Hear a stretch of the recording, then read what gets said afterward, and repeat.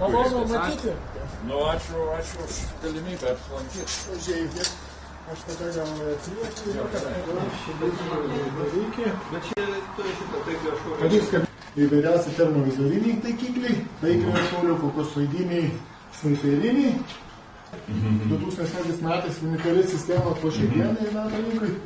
Nu ir lazeriniai taikikliai ant ginklo, kaip čia uždėta, ir su juo tada gali greitai prisitaikyti šaudyti. Visoje NATO rinkoje jau per 2,5 metų pristatytas 26 valstybėm, 3000 per mėnesį, tai tokiais tempais juos didinam, auktų 2-3 metų, nes tada vėlgi ir nelauks. Tai mūsų toks pranašumas, tokia, kaip sakyti, priemonė pažangia, bet jau tampa būtinų dalykų kiekviena gamyba prasiplėsti, tai mes tikrai galim, kad tik būtų užsakymai. To negalim padaryti, jeigu nėra. Didinti yra mažiausiai metai pusantrų, jeigu norim dar vieną didelį pasidaryti. Visa mūsų įranga apskritai yra skirta blogom oro sąlygom nakčiai, tai yra, kada, kai vadinkim, tikrai lazerinė kompanija. Ir 14 metais, kai rusai kilo klausimas, tada supratom, kad vienam komponento, nieko su juo padaryti negali, reikia dar. Tai mes nukreipėm juos į elektronikos inžinierius, pradėjo projektuoti.